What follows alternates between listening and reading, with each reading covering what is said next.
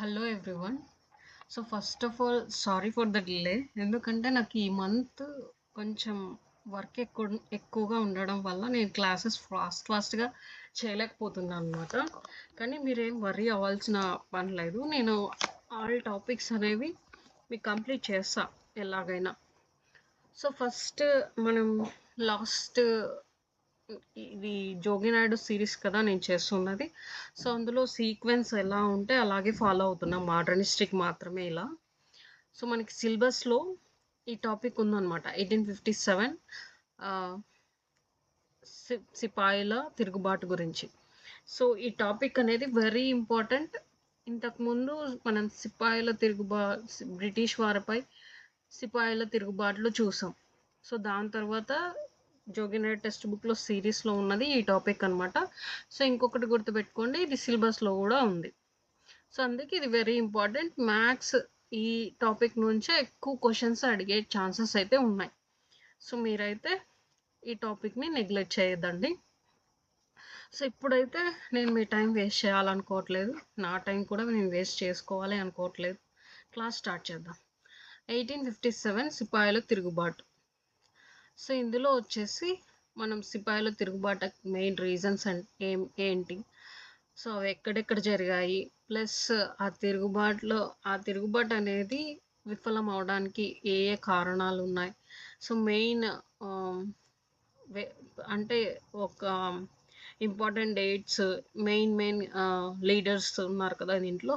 So వీళ్ళందరి గురించి ఈ టాపిక్లో ఫుల్గా తెలుసుకుందాం. సో కంప్లీట్ మనకి 1857 ఈ సిపాయిల తిరుగుబాటు అనేది ఈ టాపిక్ అంతా ఈ ఒక్క వీడియోలోనే కవర్ అయిపోతుంది అనమాట.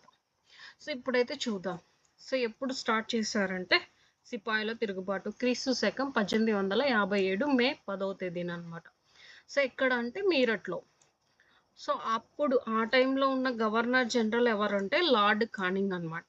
సో ఆ టైంలోనే మొఘల్ చక్రవర్తి ఉన్నారు. సో అతను ఎవరంటే 2వ బహదూర్ షా. సో ఈ సిపాయిల తిరుగుబాటు జరిగిన తర్వాత దీని రిజల్ట్ ఏంటంటే ఈ ఈస్ట్ ఇండియా కంపెనీ పాలన అనేది రద్దయిందనమాట. సో ఇలా రద్దయి ఈ బ్రిటిష్ గవర్నమెంట్ అనేది మన భారతదేశాన్ని పాలించడానికి వచ్చింది. సో ఇప్పుడు ఏంటి ఇది చూద్దాం. ప్లాసీ యుద్ధం అనేది 1757లో జరిగిందని మనకు తెలుసు. సో అప్పటి నుంచి 100 సంవత్సరాల తర్వాత ఈ సిపాయిల తిరుగుబాటు అనేది జరిగిందనమాట. సో అప్పుడు ఈ కంపెనీ పాలన అంటే ఈ సిపాయిల తిరుగుబాటు జరగడం వల్ల కంపెనీ పాలన అనేది అక్కడితో ఎండ్ అయిపోయింది. సో వీళ్ళు ఈస్ట్ ఇండియా కంపెనీ వాళ్ళు వచ్చారు కదా, సో ఇది ఎండ్ అయిపోయి ఇంకా డైరెక్ట్ బ్రిటిష్ గవర్నమెంటే వచ్చిందనమాట మన భారతదేశానికి. సో ఆ టైంలో చివరి గవర్నర్ జనరల్ ఎవరు అంటే మనకి లార్డ్ కానింగ్ అనమాట. అంతేకాదు ఇతను మొదటి వైస్రాయ్ కూడా. సో ఈ పేరు గుర్తుండాలి మనకి, చాలాసార్లు ఇతని గురించి అడిగారు కాబట్టి. సో 1757లో ప్లాసీ యుద్ధంతో ప్రారంభించిన భారతదేశ ఆక్రమణ బ్రిటిష్ వారు వివిధ పద్ధతుల్లో కొనసాగించారు. సో అది మనకు తెలుసు. సో ఆంగ్లేయులు అంటే అప్పట్లో చాలా భయపడి అణిగిమణిగి ఉండాలనేసి చాలా ఆంక్షలు పెట్టేవాళ్ళు కదా. సో భారతీయులు కూడా అలాగే ఉన్నారనమాట. సో కానీ ఆ టైంలో కూడా వీళ్ళు అలాంటి టైంలో అంటే వీళ్ళు ఏం చెప్పినా అది వినాలి అని వీళ్ళ అంటే అణిగిమణిగి ఉన్నారనమాట భారతీయులు. ఆ టైంలో బ్రిటిష్ ఆర్మీలో వీళ్ళు కొత్తగా ఈ ఎన్ఫీల్డ్ రైఫిల్స్ అనేవి ఇంట్రడ్యూస్ చేశారనమాట ఈ బ్రిటిష్ ఆర్మీలో. సో అప్పుడు సైనికుల్లో బ్రాహ్మణులు, తర్వాత హిందువులు, సో అందరూ అంటే అన్ని కులాల వాళ్ళు ఉన్నారు. ప్లస్ అందులో హిందువులు, ముస్లిమ్స్, క్రిస్టియన్స్ ఇలా అందరూ ఉన్నారనమాట. వాళ్ళకి కొన్ని సాంప్రదాయాలు ఇలా ఉంటాయి కదా. సో హిందువులు ఆరాధించే జంతువు ఏంటి, ఆవునే కదా. ఆవుని చాలా పవిత్రంగా పూజిస్తారనమాట హిందువులు. ఈ ముస్లింలు పందిని అసహించుకుంటారనమాట. సో అప్పుడు ఆ టైంలో వీళ్ళు ఈ ఎన్ఫీల్డ్ రైఫిల్స్ ఇంట్రడ్యూస్ చేశారు కదా. సో ఆ తూటాలు అనేవి వీళ్ళు ఆవు కొవ్వు, పంది కొవ్వు పోసి తయారు చేస్తారనమాట. సో, అలా వాటిని కంపల్సరీగా యూజ్ చేయాలని ఇక్కడ ఈ ఆర్మీలో ఉన్న సైనికులపై వీళ్ళు అంటే కంపల్సరీగా ఇది వాడాలి అనేసి చెప్తారనమాట. సో, ఈ విషయం తెలుసుకున్న ఈ సైనికులు ఏమంటారంటే, సో, మాకు పవిత్ర దేవత ఆవు మేము యూజ్ చేయము అన్నట్టుగా వాళ్ళు మా సాంప్రదాయానికి ఇది విరుద్ధం అన్నట్టుగా వీళ్ళని ఎదిరిస్తారు అప్పుడు ఈ సైనికులు. అంతేకాకుండా ఇలా ముస్లిమ్స్ ఉంటారు కదా, వాళ్ళు కూడా మాకు పన్ని అంటే అసహ్యం. సో, అలాంటిది మీరు ఈ ఎన్ఫీల్డ్ రైఫిల్స్‌లో ఇవి వాడితే మేము వాటిని నోటితోనే కదా తీయాలి అనేసి, మాకు పన్ని అంటే అసహ్యం అనేసి, సో, మేము ఇలా చెయ్యము, దీన్ని వాడము అనేసి ఈ బ్రిటిష్ వాళ్ళ పైన వీళ్ళు తిరుగుబాటు చేస్తారనమాట. సో, అదే సిపాయిల తిరుగుబాటు. సో, ఇందులో ఆర్థికంగా, మత రాజకీయంగా, సామాజిక, సాంస్కృతిక వివాదాలన్నీ ఉన్నాయన్నమాట. సో, సిపాయిల తిరుగుబాటుకి మెయిన్ రీజన్స్ ఏంటంటే రాజకీయ కారణాలు, సాంఘిక, మత కారణాలు, సో ఆర్థిక కారణాలు, అంతేకాకుండా సైనిక కారణాలు కూడా. సో, ఇవన్నీ మెయిన్ రీజన్స్ అన్నమాట సిపాయిలు తిరుగుబాటు చేయడానికి. సో, దాంట్లో మెయిన్ రాజకీయ కారణాలు ఏంటో చూద్దాం. సో, రాజకీయ కారణాలు బ్రిటిష్ వారి అధికార దాహం, సామ్రాజ్యవాదం వల్ల ఇది మెయిన్ రీజన్ ఈ తిరుగుబాటుకి. సో, ఈ బ్రిటిష్ సామ్రాజ్యవాదానికి పునాది వేసింది ఎవరంటే వారన్ హెస్టింగ్ అనమాట. సో, ఈయన నేమ్ గుర్తుపెట్టుకోండి, వారన్ హెస్టింగ్. సో, 1798లో లార్డ్ వెల్లెస్లీ సైన్య సహకార పద్ధతి ద్వారా అనేక రాజ్యాల్ని వీళ్ళు లొంగదీసుకున్నారనమాట. ఎవరు? Lord Wellesley. ఏ పద్ధతిని యూజ్ చేసి అంటే సైన్య సహకార పద్ధతి. ఎప్పుడంటే 1798. సో, ఇవన్నీ గుర్తుండాలి, మనకి క్వశ్చన్ ఎలాగైనా అడగచ్చు. సో, ఇంపార్టెంట్ పాయింట్స్ అనమాట ఇవి. సో, క్వశ్చన్ మనకి సింగిల్ లైన్లోనే ఇస్తారు, కానీ మనకి ఇవి చదువుంటే, ఫర్ ఎగ్జాంపుల్ ఇయర్స్ మనకి రిపీటెడ్గా చదివి ఉంటే తప్ప ఇవి మైండ్లో గుర్తుండవు. సో, అలాంటిది క్వశ్చన్లో సింగిల్ లైన్లోనే క్వశ్చన్స్ ఇచ్చేస్తారు. ఆన్సర్స్ సింపుల్గానే ఉంటాయి, కానీ మనం అక్కడ చదువుకున్నా ఉంటే ఆన్సర్ చేయలేమన్నమాట. సో, అందుకు ఈ ఇయర్స్ కూడా బాగా గుర్తుపెట్టుకోండి. ఇలా వీళ్ళు పర్టికులర్గా మెన్షన్ చేస్తారు కదా, ఇలా సైన్య సహకార పద్ధతి ఈ టైంలో ఇలా వచ్చిందని. అలాంటి డేట్స్ బాగా గుర్తుపెట్టుకోవాలి, ఎందుకంటే ఇవి ఫ్యాక్ట్స్ ఓరియంటెడ్ కదా. సో, సో, అందులోనూ ఇవి రిపీటెడ్గా క్వశ్చన్స్ సమ్ టైమ్ ప్రీవియస్ ఇయర్స్లో కూడా అడిగారు అనమాట. సో, 1857కి ముందు ఈ కంపెనీని అనుసరించే చాలా దురాక్రమణ విధానాలు అనేది బ్రిటిష్ వాళ్ళు చేశారనమాట. సో, లార్డ్ డల్హౌసీ రాజ్య సంక్రమణ సిద్ధాంతాన్ని ప్రవేశపెట్టి అప్పట్లో సామ్రాజ్యవాదానికి ఇది ఒక వీళ్ళ పరాకాష్ట అయింది. ఎందుకంటే వీళ్ళు ఈ సిద్ధాంతంని ప్రవేశపెట్టి బ్రిటిష్ రాజ్యంలోకి చాలా అంటే చాలా రాజ్యాల్ని విలీనం చేసుకున్నారు. అందులో కలిపేసుకున్నారు అనమాట బ్రిటిష్ సామ్రాజ్యంలో. ఎవరు? లార్డ్ డల్హౌసీ. సో, ఈయనే ఈ బ్రిటిష్ ఈస్ట్ ఇండియా కంపెనీని ఎక్స్పాండ్ చేశాడు ఇలా ఈ రాజ్యాలన్నిటిని కలిపేసుకొని. సో, అందులో మెయిన్ ఏంటంటే ఈ సతారా పాలకుడైన అప్పా సాహెబ్ 1848లో మరణించాడనమాట. సో, అతని వారసులు లేరనే నెపంతోనే ఈ సతారా రాజ్యాన్ని డల్హౌసీ విలీనం చేసుకున్నారు. సో, ఇలా ఫస్ట్ టైం ఈ రాజ్య సంక్రమణ సిద్ధాంతాన్ని యూజ్ చేసి అక్వైర్ చేసుకున్న రాజ్యం ఏంటంటే ఈ సతారా అనేది గుర్తుండాలి, ఎందుకంటే ఫస్ట్ టైం కదా. సో, అందుకోసం ఈ డేట్ కూడా అంటే ఇయర్ కూడా గుర్తుపెట్టుకోండి, 1848 అని.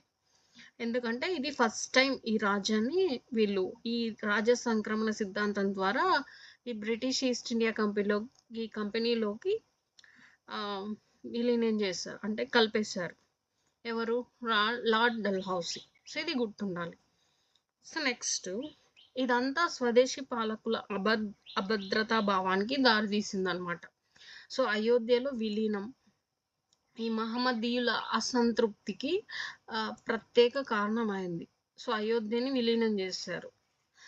సో, ప్రజలకు అధికార భాష అయిన ఇంగ్లీష్ తెలియకపోవడంతో తమ కష్ట నష్టాలను నివేదిక అవకాశం లేకుండా పోయింది. అంటే వీళ్ళకి ఇంగ్లీష్ మన భారతదేశంలో చాలా మంది ఇంగ్లీష్ రాకపోవడం వల్ల వాళ్ళకి ఏవైనా సమస్యలు ఉన్నా కూడా వాళ్ళకి రిపోర్ట్ చేయలేకపోయారు ఇంగ్లీష్ భాష తెలియకపోవడం వల్ల.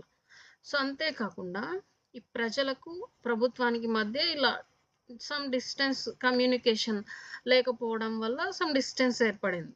సో ఇలా ఈ రెండవ బహదూర్ షా కూడా మరణించడం, ఈ మరణాంతరం కూడా ఈ మొఘల్ చక్రవర్తుల చక్రవర్తి అనే హోదాని కూడా వీళ్ళు కోల్పోయారనమాట. ఎందుకంటే 1857లో ఈ హోదాని ఎవరు తీసేశారు. ఎవరు అంటే లార్డ్ కనింగ్ అనమాట. ఇతని పేరు గుర్తుండాలి. సో ఈ మొఘల్ చక్రవర్తుల చక్రవర్తి హోదా వీటిని తీసేశారు. ఎవరు? Lord cunning. ఇతని నేమ్ గుర్తుపెట్టుకోండి. ఎప్పుడంటే ఈ 56లో ప్రకటించారనమాట. అంటే సిపాయిల తిరుగుబాటు జరిగే ముందు సంవత్సరం అనేది గుర్తుండాలి. సో నెక్స్ట్ సాంఘిక కారణాలు. సో దీనికి గల సాంఘిక కారణాలు ఏంటంటే రాజపుత్రుల సాంప్రదాయమైన స్త్రీ శిశు హత్యలను నిషేధించే చట్టంను లార్డ్ డల్హౌసీ ప్రవేశపెట్టాడనమాట. సో అప్పట్లో కొంచెం వీళ్ళు బ్రిటిష్ వాళ్ళు మంచి వాళ్ళే అనమాట. ఎందుకంటే మనకి కొన్ని మంచి పనులే చేస్తారు. సో వీళ్ళకి తెలుసో తెలియకో ఎలాగో అలాగా ఇలాంటి చట్టాలు తెచ్చి మనకి కొంచెం మేలే చేశారు. సో ఈ రాజపుత్రుల అప్పట్లో మన భారతదేశంలో ఉన్న ప్రజలు కొన్ని మూర్ఖమైన చర్యలు అంటే అలాంటి పద్ధతుల్ని పాటించేవాళ్ళు కదా. సో అలాంటి వాటికి వీళ్ళు ఎగనెస్ట్ ఇలా చట్టాలు చేయడం వల్ల, నిషేధ చట్టాలు, సో మనకి కొంచెం ఇప్పుడు మంచి జరిగింది వీటి వల్ల. సో అందుకే కొంచెం బ్రిటిష్ వాళ్ళు మంచి వాళ్ళే. సో సతీ సహగమనం నిషేధ చట్టము ఈ 1829 విలియం బెంటింగ్ ప్రవేశపెట్టాడు అనమాట. సో 1856లో వితంతు పునర్వివాహ చట్టంను లార్డ్ డల్హౌసీ ప్రవేశపెట్టాడనమాట. ఎప్పుడు? 1856లో వితంతు పునర్వివాహ చట్టాన్ని. సో ఎవరు అంటే లార్డ్ డల్హౌసీ. ఇది గుర్తుండాలి. సో మత మార్పిడిలను లోనైన వారి ఆస్తి హక్కులను పరిరక్షిస్తూ క్రీస్తు శకం 1856లో భారతీయ వారసత్వ చట్టంను డల్హౌసీ ప్రవేశపెట్టాడనమాట. సో ఈ మత మార్పిడులకు లోనైన వారు ఉంటారు కదా, సో వాళ్ళ ఆస్తి హక్కులను పరిరక్షించడానికి. సో నెక్స్ట్ ఆంగ్లేయులు అధికారంతో హిందువులను, ముస్లింలను క్రైస్తవులుగా మార్చేస్తారనే భయం ప్రజల్లో ఏర్పడింది. సో అంతే కదా, వీళ్ళు అంటే ఎప్పటి నుంచో పాటిస్తున్న ఆచారాలన్నింటినీ అంటే భారతీయులు పాటిస్తున్న ఆచారాలన్నీ వీళ్ళు నిషేధించే చట్టాలుగా అన్నీ తీసుకొచ్చారు. ఏవేవి? శిశు హత్య నిషేధ చట్టం అని, వితంతు పునర్వివాహ చట్టం అని, సతీ సహగమన నిషేధ చట్టం అని. సో ఇన్ని చేసిన వీళ్ళు మన హిందువులని ముస్లింలని క్రైస్తవులుగా కలిసి ఇలా మార్చేస్తారనే భయం కూడా ప్రజల్లో కలిగిందనమాట. సో ఇలాంటివి మెయిన్ రీజన్స్ ఈ తిరుగుబాటు అనేది జరగడానికి. సో ఈ పద్ధతులన్నీ మేము ఎప్పటి నుంచో ఫాలో అవుతున్నాం. సో వీళ్ళేంది మా పద్ధతుల్ని మార్చడానికి అనేది అప్పట్లో ఉన్న భారతీయుల్లో ఇలా తిరుగుబాటుకి దారితీసాయి అన్నమాట. సో ఇలా అనుకోవడం వల్ల. సో నెక్స్ట్ ఆర్థిక కారణాలు. బ్రిటిష్ కంపెనీ ఆర్థిక విధానం భారతీయ రైతాంగాన్ని, చేతి వృత్తుల వారిని తీవ్ర నష్టాలకు గురి చేసిందనమాట. ఆంగ్లేయులు ఏకపక్ష స్వేచ్ఛ వ్యాపార విధానంను అవలంబించడం. సో అంతేకాకుండా పారిశ్రామిక విప్లవం కారణంగా గ్రామీణ పరిశ్రమలను, హస్తకళా పరిశ్రమలు విధ్వంసం అయ్యాయి. సో ఇలా వీళ్ళ ఆర్థిక విధానం అనేది భారతీయ రైతాంగాన్ని, ఈ చేతి వృత్తి పనులు చేసుకుంటారు కదా, వాళ్ళకి తీవ్రంగా కష్టాలు వచ్చేలా చేశాయి. సో నెక్స్ట్ వీళ్ళు ఏకపక్ష స్వేచ్ఛ వ్యాపార విధానాన్ని అవలంబించారు కదా, సో దానివల్ల కూడా సో ఇలా ఆర్థిక కారణాలు దెబ్బతినడం వల్ల కూడా వీళ్ళ తిరుగుబాటుకి మెయిన్ రీజన్స్ అయ్యాయి అన్నమాట. సో నెక్స్ట్ సైనిక కారణాలు. బ్రిటిష్ సైన్యంలో భారతీయ సిపాయిల నియామకం ప్రారంభమైన సంవత్సరం ఏంటంటే 1746. ఈ టైం నుంచే భారతీయులు ఈ ఆర్మీలో జాయిన్ అయ్యారనమాట. ఈ టైం తర్వాత నుంచి. సో 1856లో కంపెనీ సైన్యంలో స్వదేశీ సైనికులు 2,32,234 మంది ఉన్నారు. సో బ్రిటిష్ సైనికులు అయితే 45,000 మంది ఉన్నారు. సో క్రీస్తు శకం 1857లో ఈస్ట్ ఇండియా కంపెనీలో కంపెనీ సైన్యంలో ఈ భారతీయుల సంఖ్య 2,65,900 ఉన్నారన్నమాట అప్పట్లో. ఎప్పుడు ఈ 1857లో. సో బ్రిటిష్ వారి తరపున పోరాడుతున్నప్పటికీ జీతభత్యాల్లోనూ, పదోన్నతిలోనూ, ఉద్యోగ నియమ నిబంధనల్లోనూ వ్యత్యాసం, పక్షపాతం ఉండేవన్నమాట. సో వీళ్ళ కోసమే వీళ్ళు పనిచేస్తున్నా కూడా వీళ్ళకి ఎక్కువగా అంటే హయ్యర్ అథారిటీస్కి వెళ్ళే ఛాన్సెస్ ఉండవు. ప్లస్ వీళ్ళకి కొంచెం తక్కువగా వీళ్ళని చూడడం. సో వీళ్ళకి అంటే బ్రిటిష్ సైనికులు ఉంటారు కదా, వాళ్ళకి వీళ్ళకి కొంచెం పార్షియాలిటీ చూపించేవాళ్ళు వీళ్ళు. సో ఇలా ఉండేది.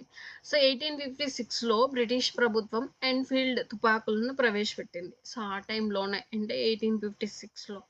సో అందులో శిక్షణ ఇవ్వడానికి డమ్ అంబాలా, సియోల్ కోటలను ఎంపిక చేసుకున్నారు. సో ఈ ప్లేసెస్ అన్నమాట ఇవి.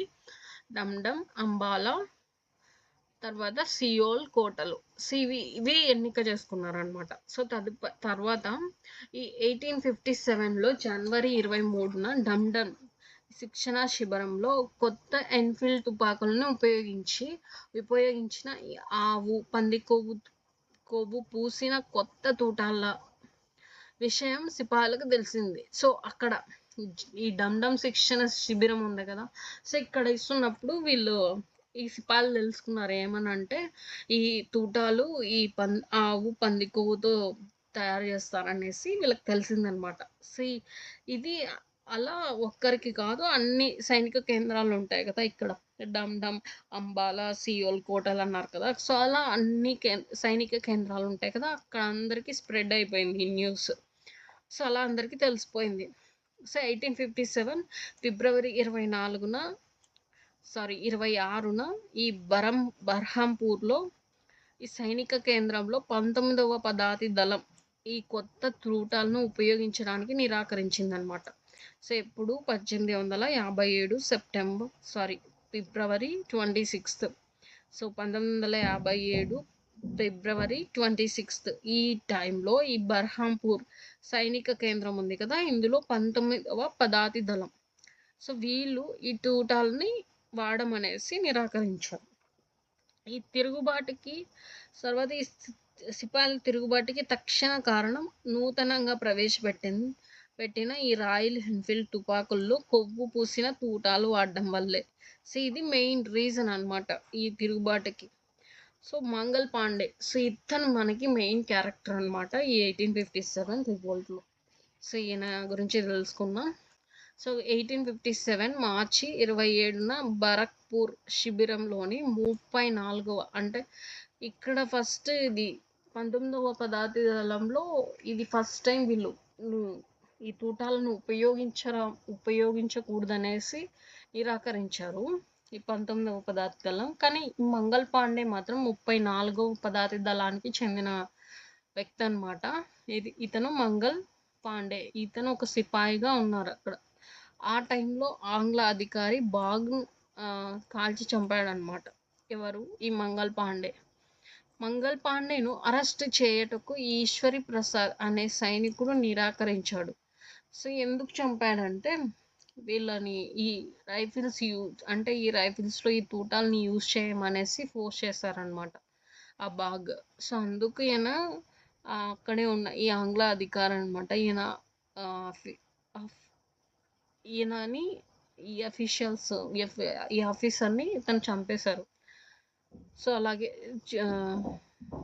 సో అప్పుడు ఈ ఈశ్వరి ప్రసాద్కి చెప్పారనమాట, ఈయన ఒక సైనికుడు, సో ఈయనకి చెప్పారు అరెస్ట్ చేయమని. సో ఇలా నేనేం చెయ్యను మంగల్ పాండేను అనేసి ఈయన అంటే నేను చెయ్యను అనేసి నిరాకరించాడనమాట. సో ఈ అరెస్ట్ అనేది నేను చెయ్యలేను అని.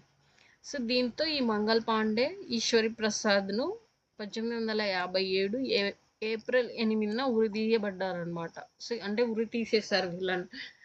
ఎందుకు అరెస్ట్ చేయవు, సో వాటితో పాటు నిన్ను కూడా ఇలా ఉరి తీసేస్తామనేసి 1857 ఏప్రిల్ 8న ఉరి తీశారనమాట మంగల్ పాండేను Ishwar Prasad. So Mangal Pande rising sun గా కొనియాడతారు. సో ఈయన్ని రైజింగ్ సన్ గా అంటారు అనమాట. సో ఈ వీరునికి స్మృతిగా, సో ఇతనికి స్మృతిగా చిహ్నంగా 1984లో భారత ప్రభుత్వం తపాలా బిల్లులను విడుదల చేసింది అనమాట. ఎప్పుడు 1984లో. సో ఇది గుర్తుండాలి. సో నెక్స్ట్ సిపాయిల తిరుగుబాటు ప్రాంతాలు అనమాట, ఎక్కడెక్కడ జరిగాయో ఇప్పుడు చూద్దాం. మీరట్లో సో క్రీస్తు శకం 1857 మే 10న సిపాయిల తిరుగుబాటు మీరట్లో ప్రారంభమైందనమాట. సో దీనికి నాయకత్వం వహించింది ఎవరంటే బక్తా ఖాన్. సో 1857 ఏప్రిల్ నెలలో మీరట్ రెజిమెంట్కి చెందిన 90 మంది సిపాయిలు ఈ తూటాలను ఉపయోగించుటకు నిరాకరించారనమాట. సో వీరిలో 85 మంది 10 సంవత్సరాల జైలు శిక్ష విధిస్తూ ఉద్యోగాల నుంచి తొలగించారు. సో 10 సంవత్సరాలు 85 మందిని. సో ఇంకా 15 మంది ఉన్నారు కదా రిమైనింగ్, ఇక్కడ 85 మంది, సారీ ఇంకా 5 మంది ఉంటారు కదా. సో వాళ్ళేమో ఇంకా అంటే వాళ్ళు చెప్పినవి చేసేవాళ్ళేమో. సో 85 మంది అయితే నిరాకరించారు. వీళ్ళని 10 సంవత్సరాలు జైలు శిక్ష విధించేటట్లు, అలాగే ఉద్యోగాలు పోయేటట్లు చేశారు. సో 1857 మే 8వ తేదీన మీరట్లో ఒక సంతలో ఈ మీరట్ రెజిమెంట్ సిపాయిలు కొంతమంది మహిళలచే దూషించబడ్డారు. సో ఈ మీరట్లో అంటే ఇలా మహిళలతో దూషించబడ్డారనమాట రెజిమెంట్ సిపాయిలు. సో ఇంకా రిమైనింగ్ వాళ్ళు ఉన్నారు కదా వాళ్ళు. సో దీనితో ప్రభావితమైన మీరట్ సిపాయిలు బ్రిటిష్కి వ్యతిరేకంగా తిరుగుబాటు చేయటకు నిర్ణయించారు. సో అంతే కదా, ఎవరైనా మనల్ని ఇలా తిడుతూ అంటే వాళ్ళంత మంచి పని చేశారు కానీ మీరేంటి ఇలా అని వీళ్ళు అక్కడ రెచ్చగొట్టింది ఎవరంటే మహిళలే అనమాట వీళ్ళని. సో ఇలా వీళ్ళు మరి బ్రిటిష్ వాళ్ళకి వ్యతిరేకంగా తిరుగుబాటు చేశారనమాట. అలా ఎవరంటే ఈ మీరట్లో ఉన్న రెజిమెంట్ సిపాయిలు. సో 1857 మే 10న ఈ మీరట్ రెజిమెంట్ సిపాయిలు తమ 85 మంది సహ ఉద్యోగులను విడిపించి బ్రిటిష్ వ్యతిరేకంగా తిరుగుబాటును ప్రకటించి ఢిల్లీ వైపుకు పయనించారనమాట. సో 1857 మే 10th. సో ఈ డేట్ గుర్తుండాలి. సో ఈ టైంలో ఈ మీరట్ రెజిమెంట్లో ఆల్రెడీ వీళ్ళు 85 మంది సహ ఉద్యోగులు ఉన్నారు కదా, వీళ్ళని విడిపించి ఢిల్లీ వైపుగా వెళ్ళారనమాట. సో మే 11 తేదీన ఢిల్లీకి చేరుకొని ఎర్రకోటలోని బ్రిటిష్ రెసిడెంట్ అధికారి అయిన సైమన్ రెఫ్లీ ఇతర ఆంగ్లేయులను వధించి మొఘల్ చక్రవర్తి అయిన 2వ బహదూర్ షాను భారతదేశ చక్రవర్తిగా ప్రకటించారనమాట. సో ఎవరు ఈ సైమన్ రెఫ్లీ? బ్రిటిష్ రెసిడెంట్ అధికారి అనమాట. ఆయన ఆంగ్లేయులను వధించి మొఘల్ చక్రవర్తి అయిన 2వ బహదూర్ షాను భారతదేశ చక్రవర్తిగా ప్రకటించారనమాట.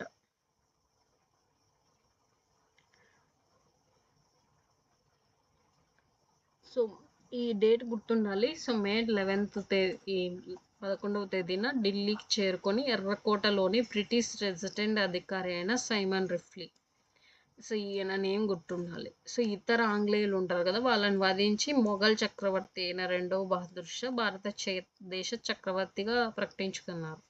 సో ఢిల్లీ సిపాయిల తిరుగుబాటు కేంద్ర స్థానం ఎక్కడ అంటే ఢిల్లీలోనే. ఢిల్లీలో తిరుగుబాటుదారుడు ఎవరంటే బక్తా ఖాన్ అనమాట.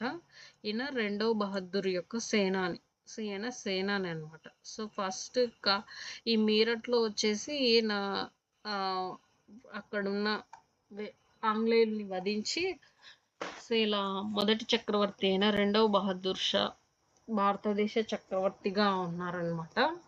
సో ఆ టైంలో తర్వాత ఈ ఢిల్లీలో జరుగుతున్నప్పుడు బక్తా ఖాన్ ఈ తిరుగుబాటుదారుగా ఉన్నారనమాట. దీన్ని అణిచివేసిన వారు ఎవరంటే హాట్సన్.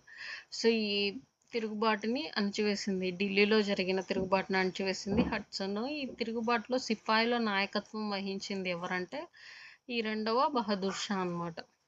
సో సిపాయిలకి నాయకత్వం వహించింది రెండవ బహదూర్ షా. కానీ ఢిల్లీలో తిరుగుబాటు చేసింది ఎవరంటే బక్త ఖాన్ అన్నమాట. ఈయన సేనాని, రెండవ బహదూర్ షా యొక్క సేనాని. రెండవ బహదూర్ షా తండ్రి వచ్చేసి రెండవ అక్బర్ అన్నమాట. తల్లి లాల్బాయ్. తర్వాత చివరి మొఘల్ చక్రవర్తి రెండో బహదూర్ షా అన్నమాట. సో ఈయనే చివరి చక్రవర్తి.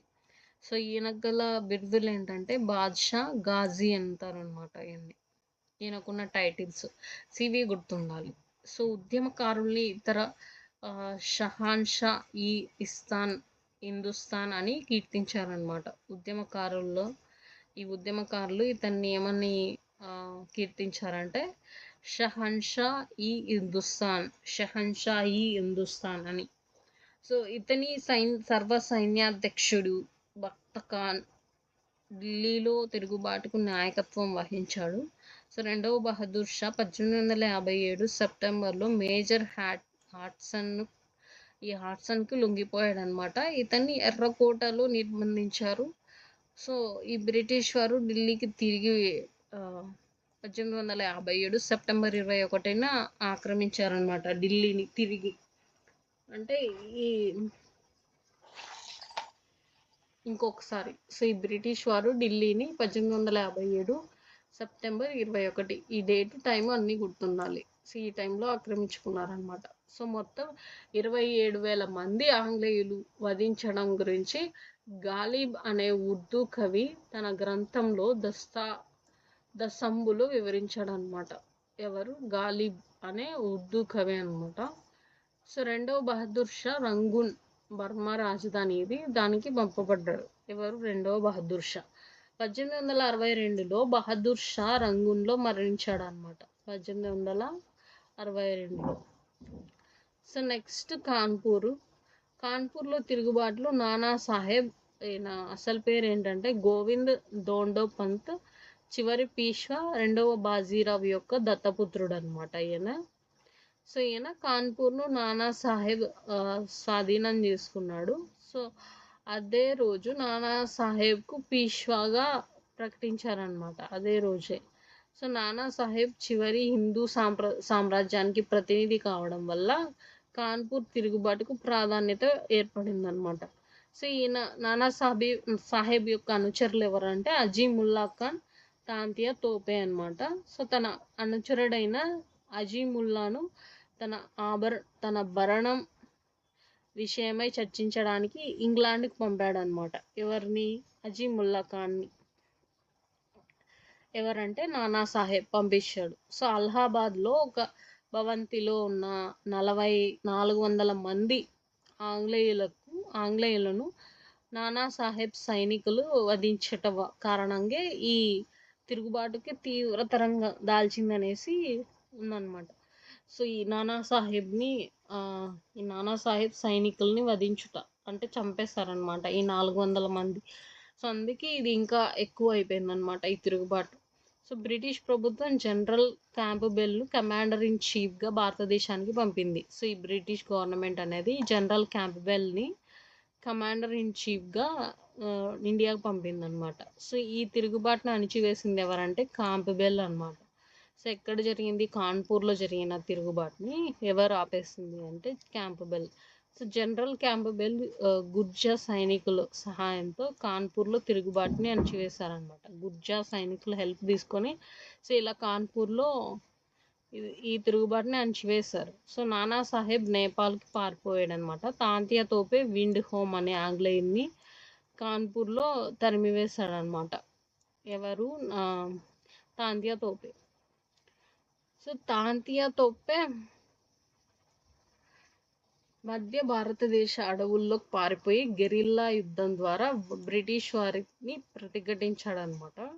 సో ఝాన్సీ లక్ష్మీబాయికి మద్దతుగా తాంతియా తోపే సైనికులను పంపించాడు. సో తాంతియా తోపే అసలు పేరు ఏంటంటే రామచంద్ర పాండురంగ అనమాట. సో ఈయన జమీందారీ స్నేహితుడు రాజా మాన్సింగ్ యొక్క నమ్మక ద్రోహంచే తాంతియా తోపే ఈ బ్రిటిష్ వారిని పట్టుబడ్డాడు అనమాట.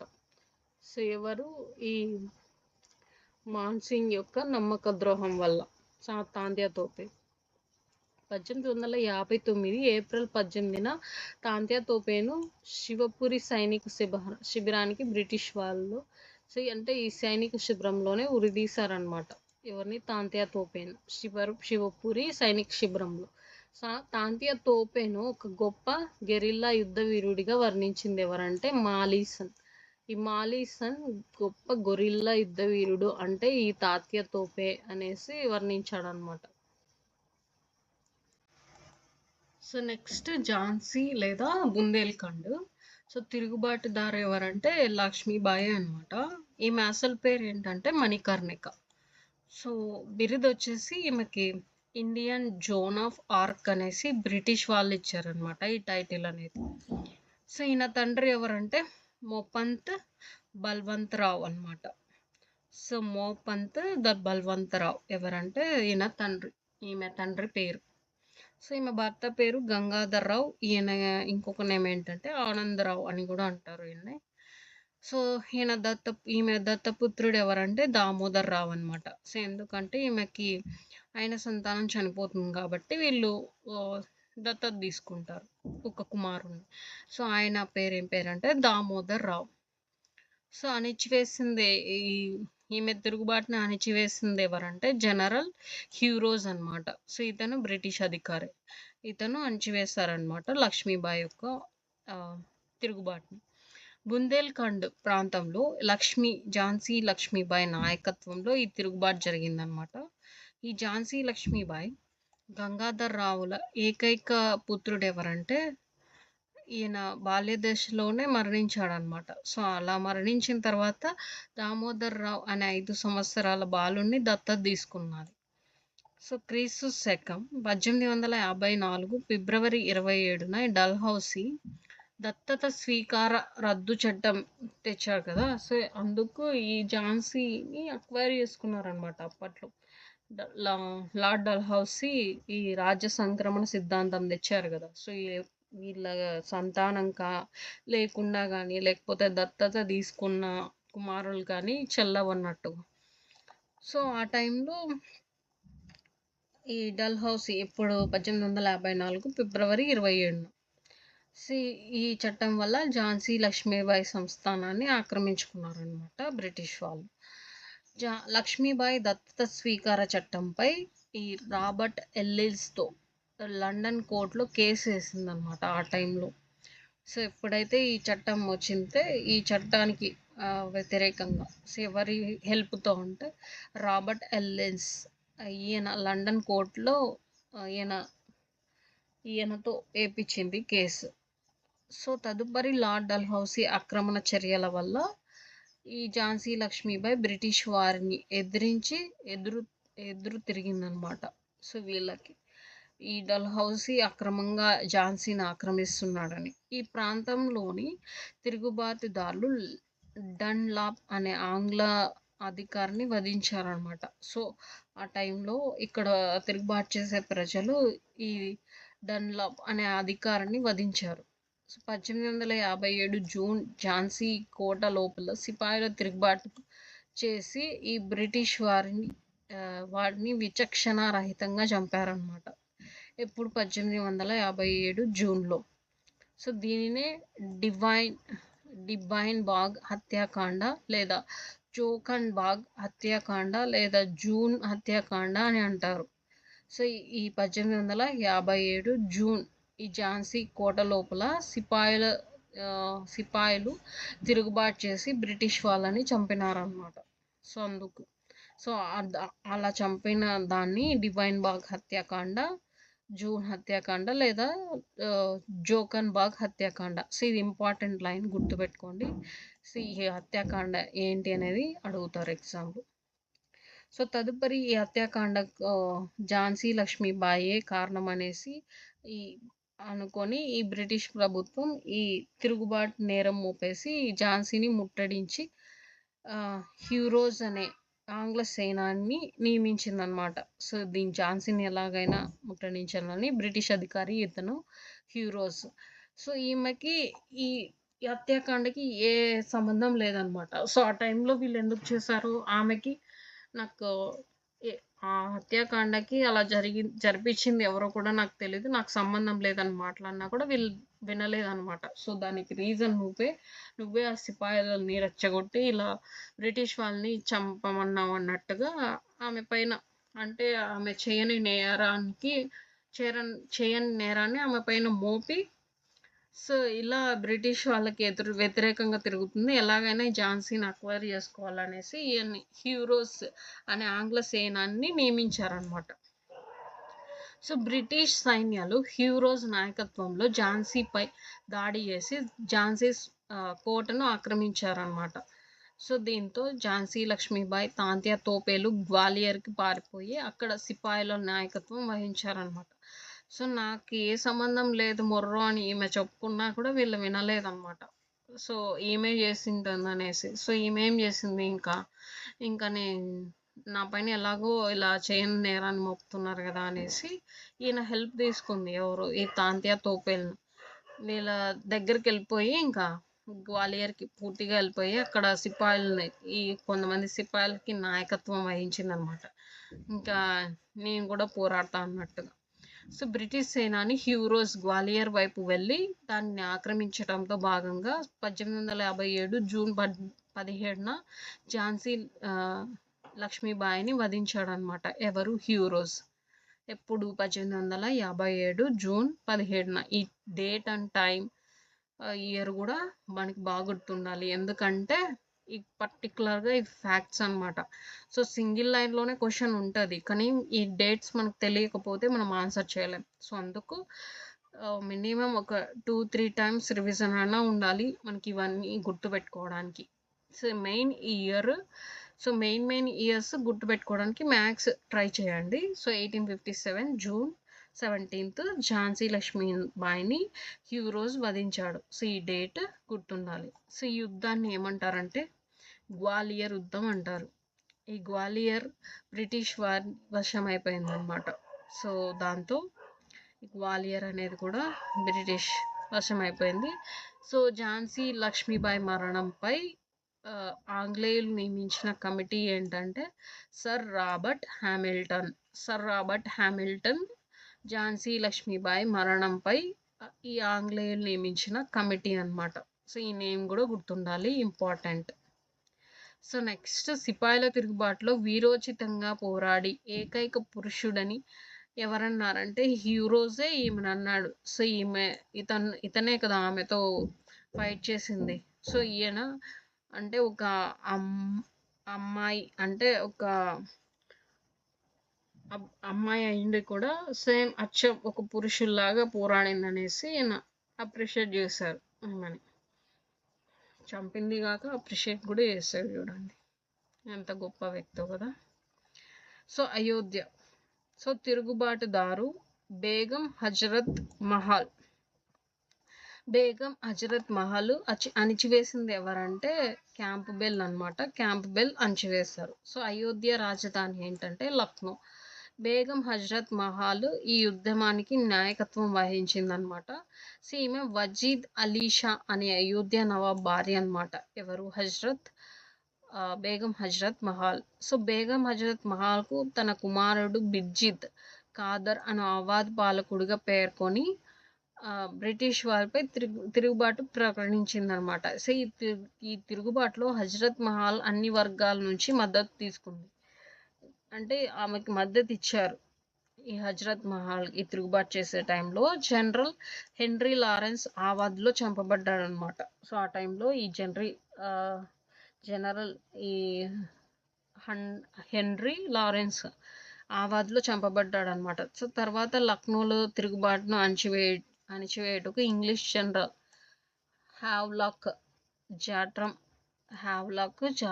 ఆవాద్కు చేరుకున్నారనమాట, కానీ విఫలులైనారు. సో చివరగా జనరల్ క్యాంప్బెల్ లక్నో లేదా ఆవాద్ తిరుగుబాటును అణిచివేశారనమాట. సో ఈ ఆవాద్లోని తిరుగుబాటుని అణిచివేసింది ఎవరంటే general Campbell. So Hazrat Mahal నేపాల్కి పారిపోయింది. ఇంకా ఈ టైంలో. సో నెక్స్ట్ అర్రా లేదా జగదీష్పూర్ బీహార్లో జరిగిందనమాట. ఎక్కడ అంటే అర్రా బీహార్. తిరుగుబాటుదారులు ఎవరంటే కున్వర్ సింగ్ అనమాట. ఎవరిచే అణచివేయబడిందంటే టేలర్తో. సో ఈ కున్వర్ సింగ్ చాలా అంటే 80 ఏళ్ళ ముసలాడు అనమాట ఈయన. సో ఈయన బీహార్లోని అర్రా ప్రాంతానికి చెందిన జమీందార్ అనమాట ఈయన. జగదీష్పూర్ సంస్థానానికి చెందినవాడు ఈయన. సో అర్రా జమీందార్ పదవి నుంచి తొలగించబడ్డ కారణంగా బ్రిటిష్కు వ్యతిరేకంగా తిరుగుబాటు చేశారనమాట. సో ఈ అర్రా జమీందార్ పదవి నుంచి తొలగించబడ్డాడు ఈయన కున్వర్ సింగ్. సో అందుకోసం ఈయన వ్యతిరేక తిరుగుబాటు చేశాడు. సో ఇతన్ని బీహార్ సింహం అని పిలుస్తారనమాట. సో 80 ఏళ్లలో పోరాడుతున్నారు కదా, సో అందుకోసం ఈయన్ని ఈ బీహార్ సింహం అని పిలుస్తారు. సో ఈ 1858 ఏప్రిల్ 26న వీరమరణం పొందాడనమాట ఈయన. ఆంగ్లేయులు ఇతని సోదరుడు అమర్ సింగ్ను అర్రా జమీందార్ను చేశారు. సో ఈయన బ్రదర్ ఉన్నారు కదా, ఆయన అమర్ సింగ్. సో అతన్ని అర్రా జమీందార్ని చేశారనమాట. సో నెక్స్ట్ ఫైజాబాద్ ఉత్తరప్రదేశ్లో జరిగింది ఈ తిరుగుబాటు.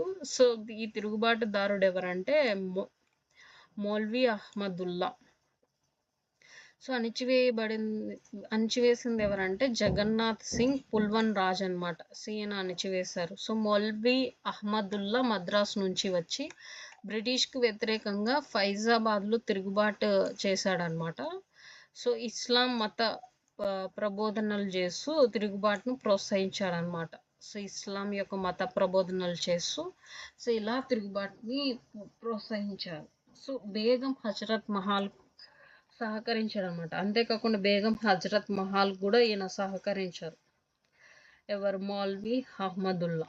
సో పుల్వన్ రాజు జగన్నాథ్ సింగ్ మౌల్వీ అహ్మదుల్లాను అణచివేసి బ్రిటిష్ వారి నుండి 50,000 రివార్డు తీసుకున్నారు అనమాట. ఎవరు? ఈ మౌల్వీన్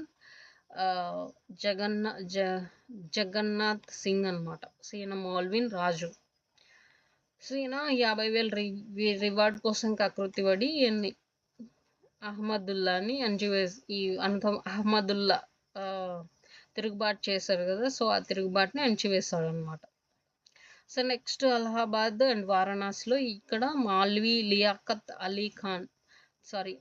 లియాఖత్ అలీ నాయకత్వంలో తిరుగుబాటు జరిగింది. సో ఈచటి తిరుగుబాటును అణచివేసింది ఎవరంటే జనరల్ నీల్ అణచివేశాడనమాట. సో బరౌలి రోహిల్లా రాజకుటుంబానికి చెందిన ఖాన్ బహదూర్ ఖాన్ తిరుగుబాటు చేయగా ఈ మేజర్ జనరల్ క్యాంపెల్ అణచివేశారు. సో ఖాన్ బహదూర్ను బంధించి ఉరిదీశారనమాట అప్పట్లో. సో శంకర్ షా జబల్పూర్లో ఉద్యమానికి సారథ్యం వహించాడు అనమాట శంకర్ షా. సో అప్పుడు అంటే ఈ సిపాయిల తిరుగుబాటు భారతదేశంలో వివిధ ప్లేసెస్లో అలా జరిగింది. సో కానీ మనకి ఇప్పుడు మెయిన్ మన ఆంధ్రప్రదేశ్ కదా, సో మనం చదువుతున్నది ఆంధ్రప్రదేశ్ రిలేటెడ్ కాబట్టి మనకి ఆంధ్రప్రదేశ్లో జరిగే తిరుగుబాట్లు చాలా ఇంపార్టెంట్. సో అందులో ఈ కోరుకొండ సుబ్బారెడ్డి ఆంధ్రప్రదేశ్లో కొరటూరు గ్రామానికి చెందిన వ్యక్తి అనమాట. ఈయన కోరుకొండ సుబ్బారెడ్డి నానాసాహెబ్ అనుచరుడిగా ప్రకటించుకున్నాడు అనమాట. ఎవరు? కోరుకొండ సుబ్బారెడ్డి నానాసాహెబ్ యొక్క అనుచరుడిగా. పిర్ సాహెబ్ కడపలో జిహాద్ని ప్రకటించారనమాట. ఎవరు? పిర్ సాహెబ్.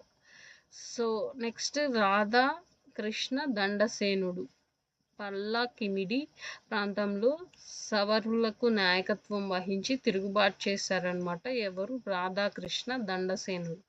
సో వీళ్ళ నేమ్స్ గుర్తుండాలి. కోరుకొండ సుబ్బారెడ్డి, ఇతను నానాసాహెబ్ అనుచరుడిగా ప్రకటించుకున్నాడు. సో అంతేకాకుండా పిర్ సాహెబ్ అనమాట, కడపలో జిహాద్ ప్రకటించాడనమాట పిర్ సాహెబ్.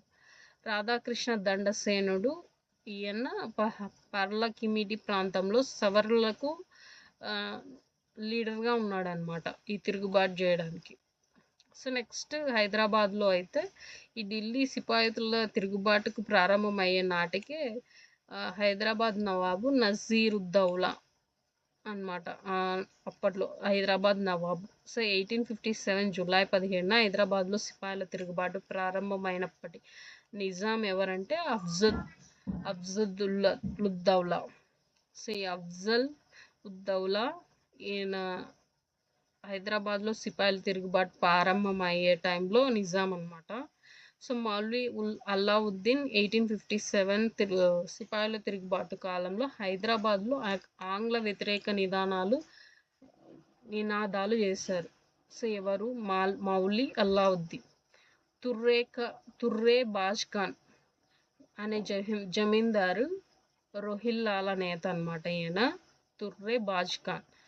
సో 1857 జూలై 17న హైదరాబాద్లో తిరుగుబాటు చేశాడనమాట. హైదరాబాద్లోని నిజాం అఫ్జల్ ఉద్దౌలా దివాన్ సలార్జంగ్ తిరుగుబాటు సమయంలో ఆంగ్లేయులకు సహకరించారన్నమాట. వీళ్ళు ఎవరు? హైదరాబాద్లోని నిజాం అఫ్జల్ ఉద్దౌలా దివాన్ సాలార్జంగ్లు. సో మౌల్వీ అల్లావుద్దీన్, ఫకీర్ మౌల్వీ అక్బర్, ఫకీర్ మౌల్వీ ఇబ్రహీం వంటి వారు ఆంగ్లేయులను తరిమికొట్టాలని పిలుపునిచ్చారనమాట. వీళ్ళు ఆంగ్లేయులు తరిమి కొట్టాలని పిలుపునిస్తే సో వీళ్ళు చూడండి ఈ ఆంగ్లేయులకి సహకరించారు. ఎవరు? అఫ్జల్ ఉద్దౌలా దివాన్ సాలార్జంగ్లు. సో నాటి హైదరాబాద్లో ఆంగ్ల రెసిడెంట్ కర్నల్ ఎవరంటే డేవిడ్సన్ అనమాట. ఈయన ఆంగ్ల రెసిడెంట్ కర్నల్.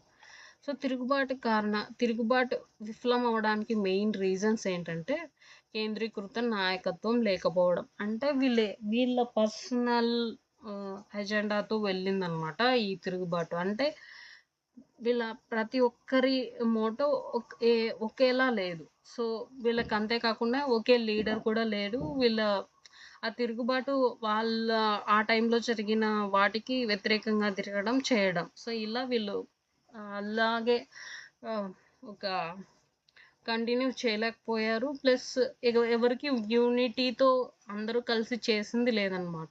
సో ఎవరెవరి వాళ్ళ కోసం చేసుకున్నట్టు అయిపోయింది. అందుకే ఒక నిర్దిష్టమైన అంటే సెంటర్ ఆఫ్ లీడర్షిప్ అనేది వీళ్ళకి లేదు. సో దానివల్ల ఇది మెయిన్ రీజన్ ఈ యుద్ధం అంటే ఈ తిరుగుబాటు అనేది జరగకపోవడానికి, అంటే విఫలం అవడానికి. సో ఒకవేళ అందరూ కలిసి చేస్తుంటే అప్పటికే మనకి స్వతంత్రం వచ్చేదేమో. సో బ్రేక్ వాటర్స్ 1857 తిరుగుబాటు కాలంలో భారతీయుల కొంతమంది ఆంగ్లేయులకు మద్దతు పలికిన వారని అప్పటి గవర్నర్ జనరల్ కానీ బ్రేక్ వాటర్స్ అని పేర్కొన్నాడు అనమాట. సో సమాచార వ్యవస్థ లోపం. సో ఎవరికి ఇన్ఫర్మేషన్ పాస్ ఆన్ కాలేదన్నమాట. అంటే ఎవరికి తట్టినట్టు వాళ్ళు చేసుకుంటూ వెళ్ళారు ఈ తిరుగుబాటు అనేది. సో తిరుగుబాటు కలిసికట్టుగా జరగకపోవటం, లేదా కొన్ని ప్రాంతాలకు మాత్రమే పరిమితమై ఉండట. సో అంతే కదా, తిరుగుబాటు అక్కడ జరిగిన ఇన్సిడెంట్ బట్టి చేసుకుంటూ వెళ్ళారు. సో ఎవరికి అంటే ఆ తిరుగుబాటుకి మెయిన్ ఎవరి లీడర్ అనేవాళ్ళు లేరనమాట. సో కొన్ని ప్రాంతాలకు మాత్రమే పరిమితం అయిపోయింది అది.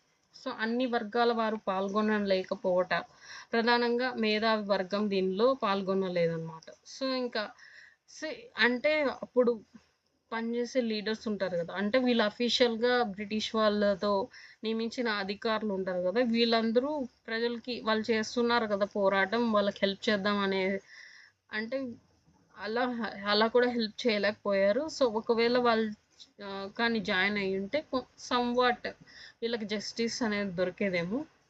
సో అప్పుడు వీళ్ళు కూడా వాళ్ళతో కలిసి తిరుగుబాటు చేయలేదన్నమాట. సో అది మెయిన్ రీజన్. సో భారతీయ సిపాయిల సాంప్రదాయ ఆయుధాలను ఉపయోగించకపోవటం, అంటే భారతీయ సిపాయిల సాంప్రదాయ ఆయుధాలు ఉంటాయి కదా, సో వాటిని యూజ్ చేయకపోవడం వల్ల కూడా మెయిన్ రీజన్ అని. ఆంగ్లేయులు ఆధునిక ఆయుధాలను ఉపయోగించారని. సో దీనివల్ల తిరుగుబాటు విఫలమైందనేసి. క్రమశిక్షణ కలిగిన బ్రిటిష్ సైన్యం ముందు నిలబడలేకపోయారు. సో అంతేకాకుండా మనం ఏది చేయాలన్నా ఒక డిసిప్లైన్ మేనర్లో చేస్తే అది కంపల్సరీ సక్సెస్ అవుతుంది. సో అలాంటిది బ్రిటిష్ వాళ్ళు చాలా డిసిప్లైన్గా అంటే యుద్ధం తిరుగుబాటు చేసినా అణిచివేయడానికి వాళ్ళ స్ట్రాటజీస్ బాగా ఒక డిసిప్లిన్ ప్లాన్తో వెళ్తున్నారు. సో మన వాళ్ళు ఏంటంటే మన వాళ్ళకి ఒక ప్రాపర్ గైడెన్స్ చేయడానికి ఒక లీడర్ లేకపోవడం, కొన్ని ప్రాంతాలకే ఆ తిరుగుబాటు అనేది పరిమితం కావడం, సో ఇలా ఉండేదన్నమాట. సో దీని రిజల్ట్ ఏమొచ్చిందంటే 1858 భారత ప్రభుత్వ చట్టం ప్రకారం బ్రిటిష్ ఈస్ట్ ఇండియా కంపెనీ పాలన అంతమైపోయిందన్నమాట ఈ తిరుగుబాటు వల్ల. సో తర్వాత ఈ బ్రిటిష్ సామ్రాజ్యమే ఒక భాగం అని ప్రకటించుకుంది. సో ఈ విషయం అప్పటి governor general lord cunning 1858 November 1 Allahabad Darbar నుండి ప్రకటించాడనమాట. ఎవరు? Lord cunning 1858 November 1.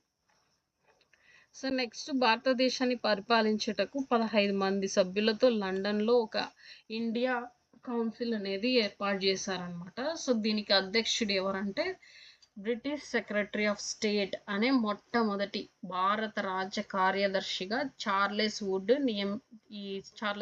నియమించారనమాట. సో ఇది ఇంపార్టెంట్ మనకి. భారత రాజ్య కార్యదర్శి ఎవరంటే మొట్టమొదటి చార్లెస్ వుడ్ అనమాట. సో భారత గవర్నర్ జనరల్ పదవి వైస్రాయ్ అనమాట. సో వైస్రాయ్ అంటే రాజప్రతినిధి.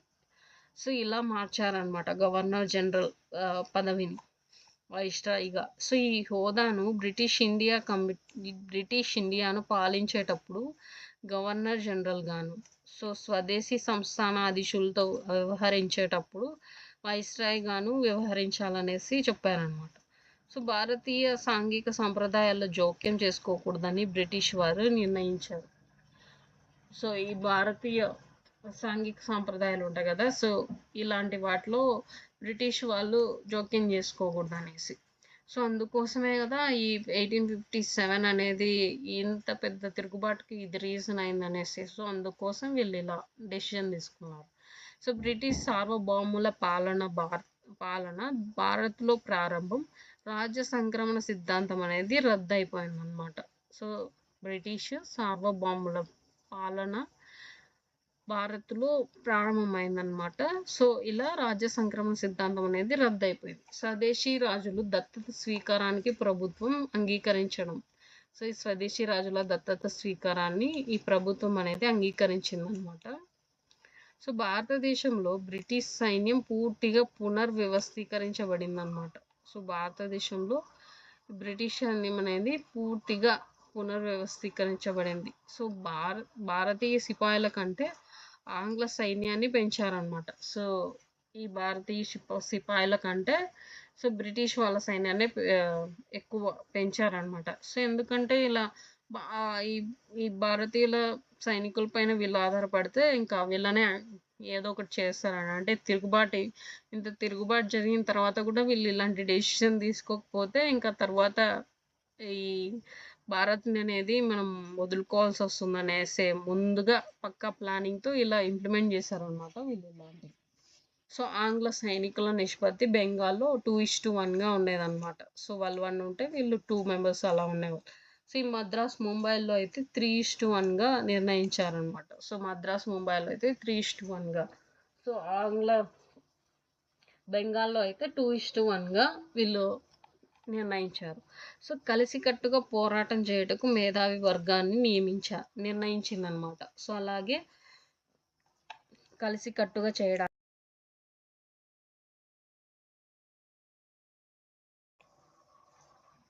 ఒక మేధావి వర్గాన్ని నిర్ణయించింది. సో ఆ తర్వాత కాలంలో భారత జాతీయ కాంగ్రెస్ని ఏర్పాటు చేయడానికి కూడా తోడ్పడింది.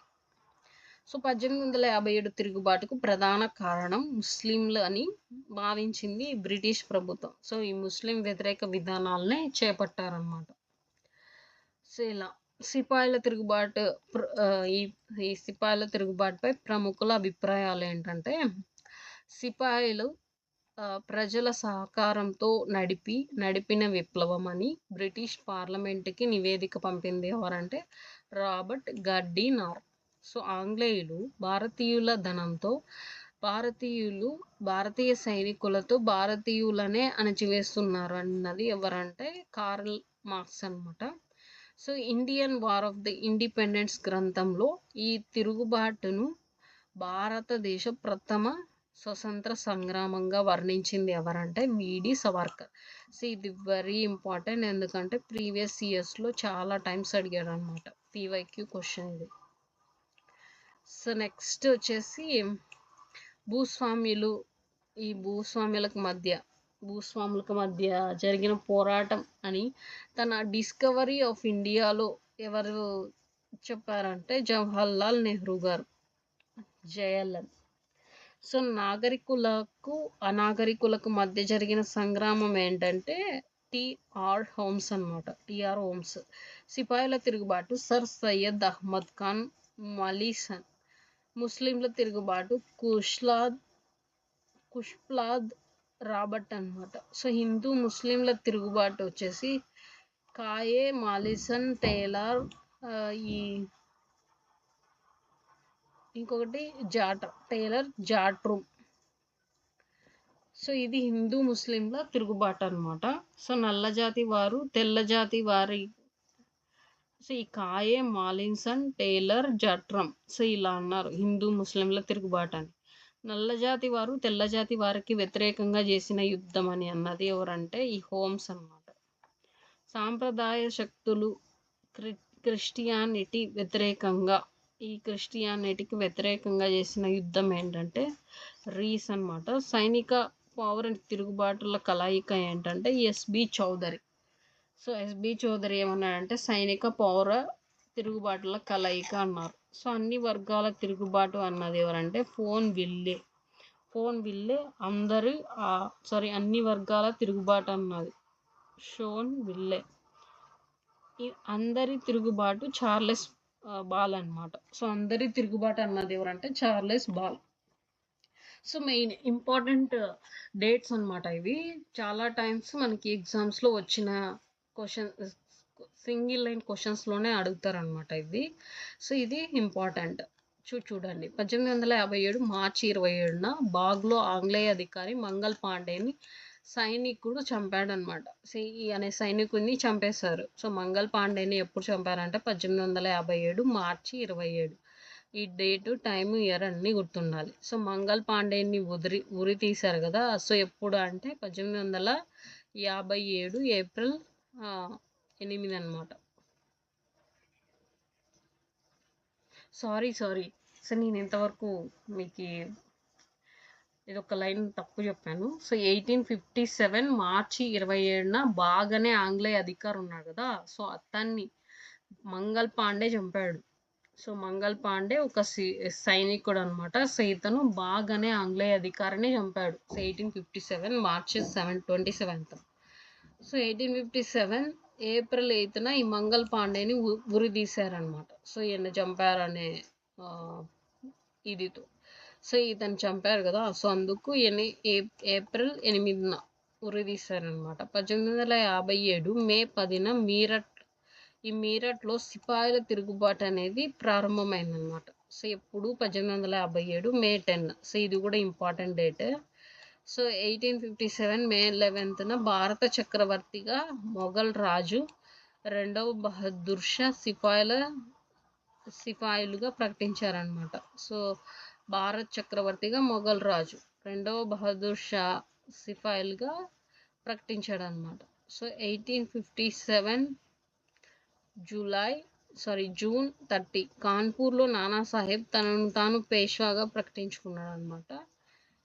1857 జూన్ 30. సో జూలై 17, 1857 హైదరాబాద్లో బ్రిటిష్ రెసిడెన్సీ తిరుగుబాటుదారులు దాడి చేశారనమాట.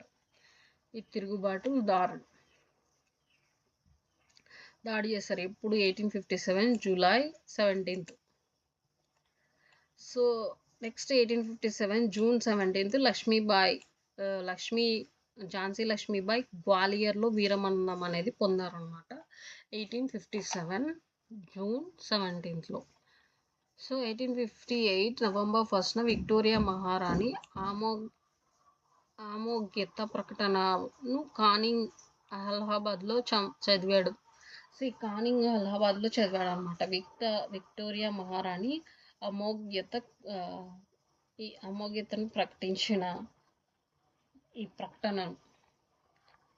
సో తిరుగుబాటు మెయిన్ లీడర్స్ అనమాట వీళ్ళు. మీరట్లో అయితే కాందన్ సింగ్, చెంగల్పట్లో అయితే అన్నా గిరియాన్ కృష్ణ, కోయంబత్తూర్లో అయితే ముల్ బాగల్ స్వామి, తర్వాత సంబల్పూర్లో అయితే సురేంద్ర సాయ్, సో ఝాన్సీలో అయితే ఝాన్సీ లక్ష్మీబాయి, ఫైజాబాద్లో అయితే మౌల్వీ అహ్మదుల్లా, మద్రాసులో అయితే గులాం గౌస్, సతారా మహారాష్ట్ర అంటే అన్నాజ్ రంగో బావుజీ గుప్టే. సో ఈయన ముఖ్య నాయకులు అనమాట. సతారా మహారాష్ట్ర రంగో బావుజీ గుప్టే. కొల్హాపూర్లో అయితే అన్నాజీ ఫడ్నవీస్, కొల్హాపూర్లో అయితే అన్నాజీ ఫడ్నవీస్, అన్నాజీ ఫడ్నవీస్ వచ్చేసి కొల్హాపూర్ అనమాట. ఢిల్లీకి అంటే బక్త ఖాన్, సో ఈయన నాయకత్వం వహించింది. సో నెక్స్ట్ బరౌలి ఖాన్ బహదూర్, మథురా ఉత్తరప్రదేశ్ దేవీ సింగ్ కాంద సింగ్.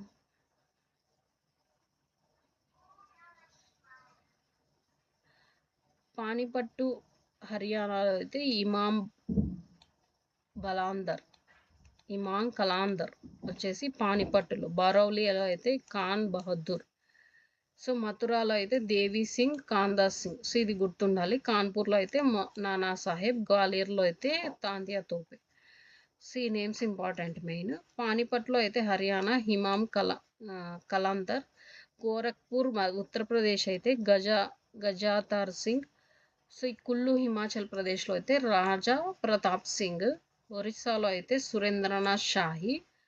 సో రాజస్థాన్లో అయితే జయ దయాల్ సింగ్ అనమాట. సో జయ దయాల్ సింగ్ రాజస్థాన్లో నాయకత్వం వహించిన ఈ ముఖ్య నాయకులు అనమాట. ఈ తిరుగుబాటులో పాల్గొన్న ముఖ్య నాయకులు ఎవరంటే వీళ్ళంతా. సిబి క్విక్ క్లాన్స్గా మీరు మళ్ళీ చూసుకోండి. నేను పీడిఎఫ్ టెలిగ్రామ్లో సెండ్ చేస్తాను. So thank you for watching. Thank you.